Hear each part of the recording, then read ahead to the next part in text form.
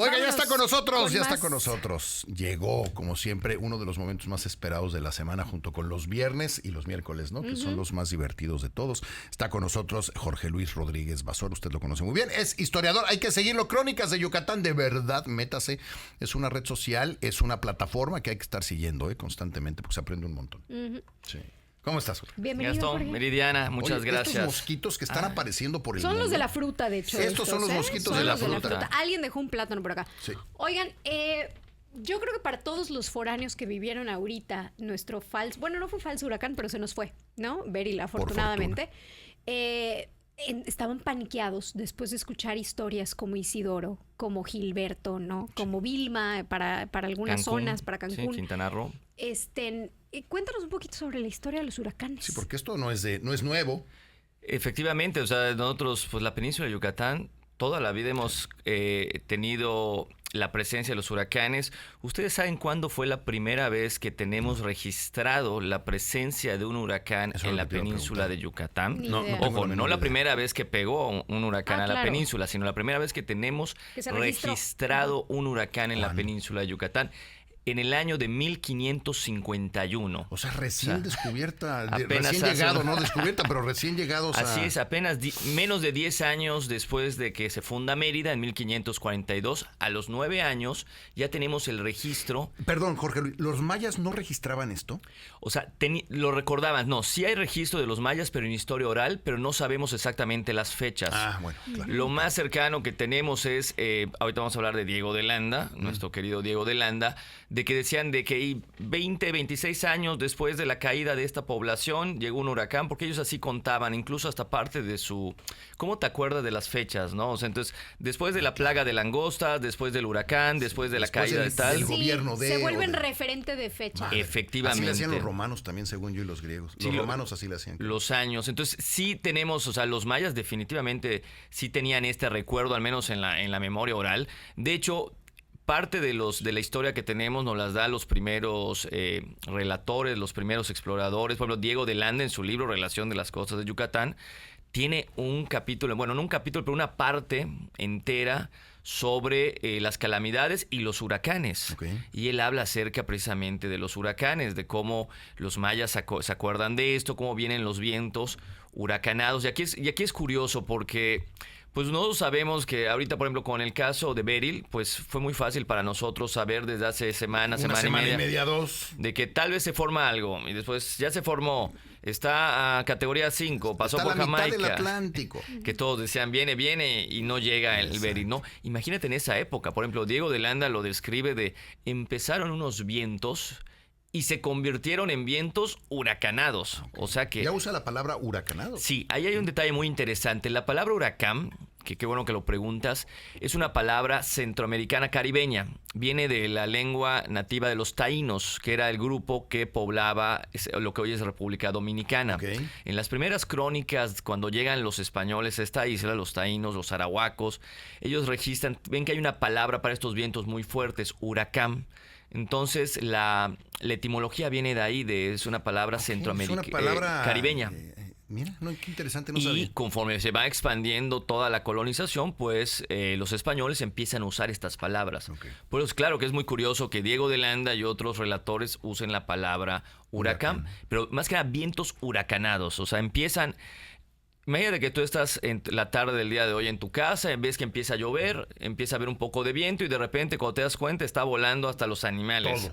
Todo. Está volando el pavo, está volando el cerdo, todo está volando. Entonces, los árboles se caen. ¿No? Pero una cosa impresionante. Entonces, con esto vivía, ¿no? Igual fíjate que además jugaba un papel muy importante en toda la cosmogonía. Por el mismo Diego de Landa tenemos registro en los juicios que hizo para el auto de fe de Maní. Relatan de unos sacrificios humanos que hicieron unos caciques mayas y hablan sobre el huracán, que como vino un huracán, dicen en la época del huracán, cuando vino el huracán, y que uno de ellos en un documento, en uno de esos juicios, dice claramente que para evitar mayores tempestades, que no vinieran nuevas tempestades de los dioses, invitó a los demás miembros de esta reunión a que sacrificaran a dos a 2 jóvenes, imagínate, ¿no? O sea, Madre para mía. evitar la furia de los dioses, Sí, sí, que el sí, huracán vendría siendo eso, ¿no? Sí, sí, claro. Entonces así vemos que vienen los registros, tenemos la península de Yucatán convivió. Y se mantiene bastante. registro a lo largo de la historia a partir de este primer registro hecho por los españoles. ¿Se mantuvo un registro que puedas tú definir? Ah, mira, pues aquí pegó 17 veces en este siglo. O sea, no se llevó un registro, pero ya se hizo un registro. Ok. Con base en las fuentes históricas que tenemos, Ok. se ha hecho un registro de todas las veces que ha pegado, no solo huracán, una temporalidad, y no solo de Yucatán, de todo México. O sea, de todo México tenemos tanto huracán Atlántico, huracán Pacífico.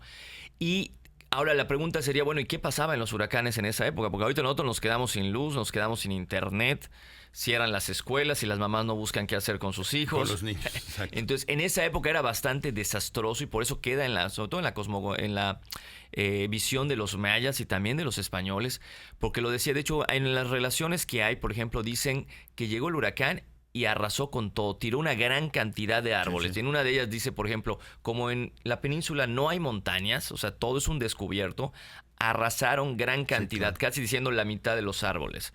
Se destruyen las casas, que imagínate, la casa maya es una casa bastante frágil con techo de choza. Sí, claro. Y lo más difícil de todo es que se llevan las cosechas de maíz.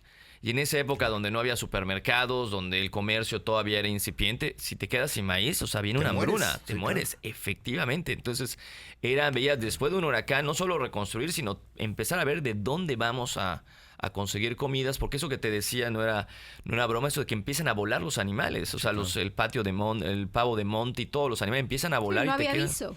No había aviso, era lo catastrófico, Sí, además de los daños materiales. O sea, que no solo era la recuperación, sí, o sea, de volver a construir lo que tenemos, sino además es de qué vamos a comer, que eso también afectó mucho a los mayas en su ¿Esto momento. cómo se vivía en términos del conocimiento de cada cuándo viene un huracán? Es decir, ¿ellos lo veían como algo atípico, pasó y no va a volver a pasar?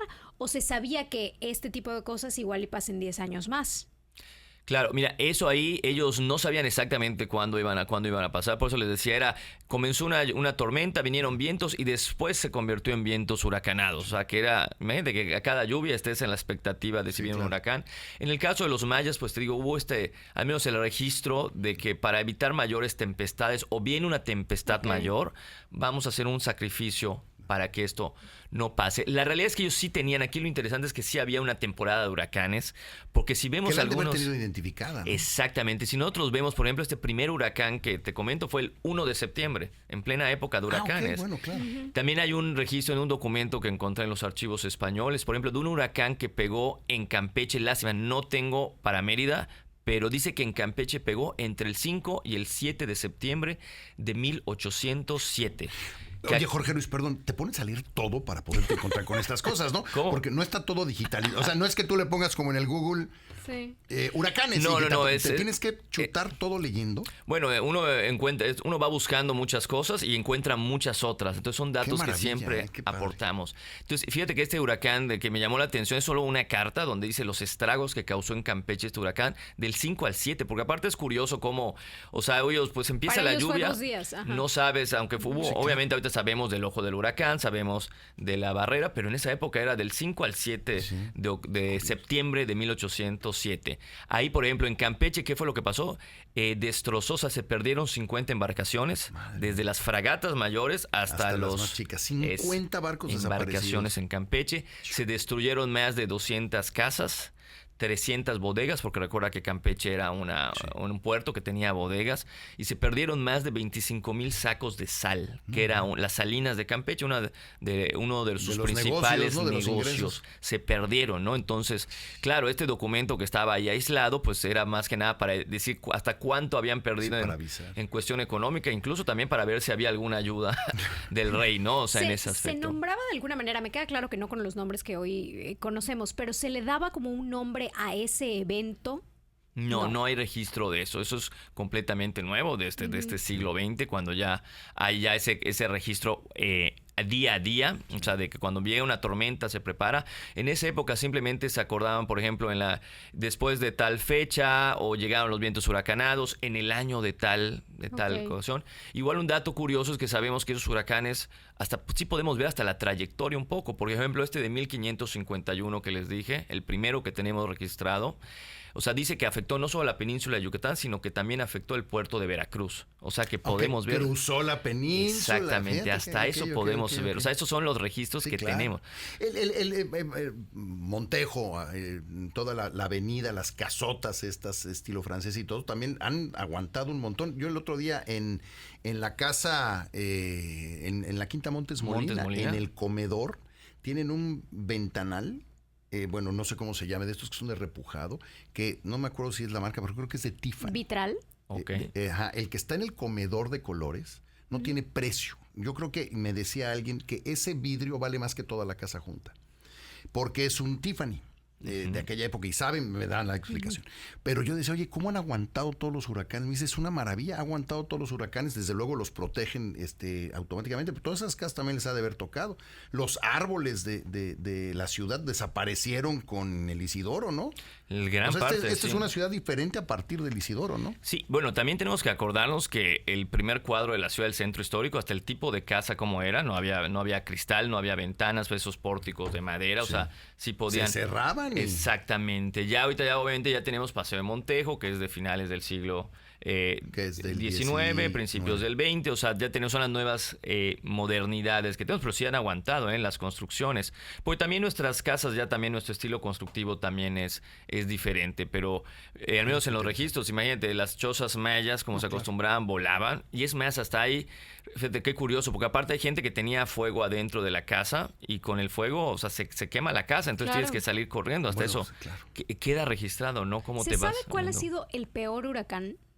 De los modernos, sí. O sea, tenemos, o sea, por los estragos tenemos ese registro. Ya de Los anteriores. los pues, no. anteriores no, te digo que era muy difícil. De los modernos, Pues yo como creo que entre Isidoro, cuál. ¿no? Entre Isidoro y Y Gilberto Gilberto, debe ¿ah? estar. Wilma fue el que más pegó en Cancún, en Quintana, la Riviera Pero Maya. aquí en Yucatán se lo disputarían Gilberto Exactamente, e sí, Isidoro, ¿no? Gilberto y Isidoro, exactamente. Son los dos Muy más violentos. fuertes que nos ha pegado, porque por ejemplo para la bahía de Chetumal tenemos el Janet en los 50 Claro, que claro. arrasó completamente. Y que por eso nos acordamos de él, ¿no? Porque lo siguen nombrando. Sí, yo creo que el impacto, o sea, no es tanto en la categoría, sino en los destrozos Porque que Isidoro causó. no era de categoría alta, el problema No, es que se fue estacionó. Categoría 3 ¿no? es lo que estuve leyendo precisamente ahorita con las El transmisiones. problema fue que se estacionó y se fue y regresó. No, y entró, y aparte tiene que ver cómo entra directamente. No es lo mismo que venga un huracán bordeando desde Quintana Roo, Exacto. que Va la como que península. bajándole unas rayitas. Isidoro, que entró directamente de Telchac, Chupchulup, vámonos hacia Mérida. Sí, ese estuvo Eso fue lo que más nos terrible. destrozó. No, y además la ciudad cambió porque era una ciudad que era mucho más arbolada de lo que terminó después, ¿no? De Isidoro. Pero Sí. bueno, pues ahí está. Bueno,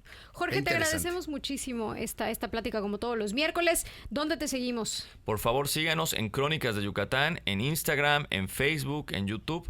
Ahí vamos a estar subiendo todas estas, o sea, información complementaria de la que tenemos aquí y muchas otras historias que les encantarán. Muchísimas gracias. Y cuando la subas, avísanos para que nosotros también aquí la Por supuesto. anunciamos. Muchísimas gracias, Jorge. Bueno, pues ahí lo tiene Jorge Luis Rodríguez Basora.